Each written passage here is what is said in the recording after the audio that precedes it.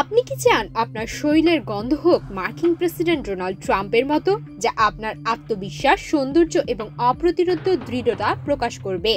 তাহলে আপনার জন্য সুখবর, কেননা এবার এমনই একটি সুগন্ধি বাজারে নিয়ে এসেছেন ডোনাল্ড ট্রাম্প। সম্প্রতি সামাজিক যোগাযোগ মাধ্যম ট্রুথ সোশ্যালে ট্রাম্প লেখেন, এটি তো ট্রাম্প সুগন্ধি, এগুলোর নাম ভিক্টোরিয়া 4547, কারণ এগুলো জয়, শক্তি ও সাফল্যের প্রতীক। যুক্তরাষ্ট্রের ইতিহাসে ৪৫ ও ৪৭তম প্রেসিডেন্ট হিসেবে দায়িত্ব পালন করছেন ডোনাল্ড ট্রাম্প, সে কারণেই এর নাম দেওয়া হয়েছে ভিক্টোরিয়া 4547। নতুন এই সুগন্ধিগুলো পুরুষদের জন্য কালো ও নারীদের জন্য লাল বক্সে সোনালী অক্ষরে ট্রাম্প ব্র্যান্ডে বাজারজাত করা হয়েছে। বোতলের আকৃতি ট্রাম্পের ক্ষুদ্র ভার্সনের মতো, যা ট্রাম্পের ব্যক্তিত্বের প্রতিচ্ছবি হিসেবেই দেখা হচ্ছে। তবে ট্রাম্পের এই উদ্যোগ ঘিরে উঠেছে সমালোচনার ঝড়। অনেকেই অভিযোগ তুলেছেন, একজন প্রেসিডেন্ট হিসেবে তিনি তার রাজনৈতিক অবস্থানকে ব্যবহার করছেন ব্যক্তিগত ব্যবসা প্রসারের জন্য।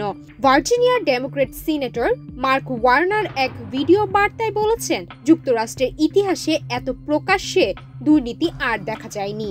তিনি ট্রাম্পের ব্যবসায়িক প্রচারকে প্রতারণামূলক বলে আখ্যা দেন।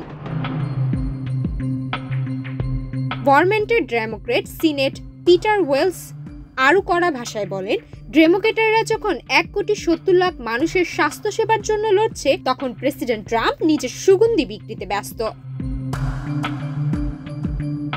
এই সুগন্ধি পণ্য ছাড়াও ট্রাম্প পরিবারের সম্প্রতি ব্যবসার তালিকায় রয়েছে টেলিকম সেবা ও স্মার্টফোন। গত জুনে ট্রাম্প ব্র্যান্ডের লাইসেন্স ব্যবহার করে ইউএস মোবাইল নামের একটি মোবাইল সেবা চালু করা হয় এবং $৪৯৯ এই সোনালী রঙের স্মার্টফোন বাজারে আসে, যা ট্রাম্পের ব্যক্তিগত রুচির প্রতিফলন বলেই বিবেচিত হচ্ছে।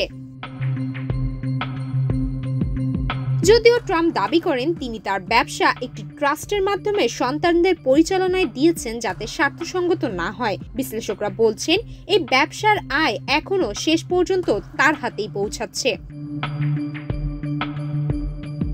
এর আগে তিনি সোনালী জুতা এবং god bless the USA Bible নামের পণ্যও বাজারে এনেছিলেন। এছাড়াও তিনি গলফ ক্লাব, ক্রিপ্টো প্রকল্প এবং লাইসেন্সিং চুক্তির মাধ্যমেও আয় করেন।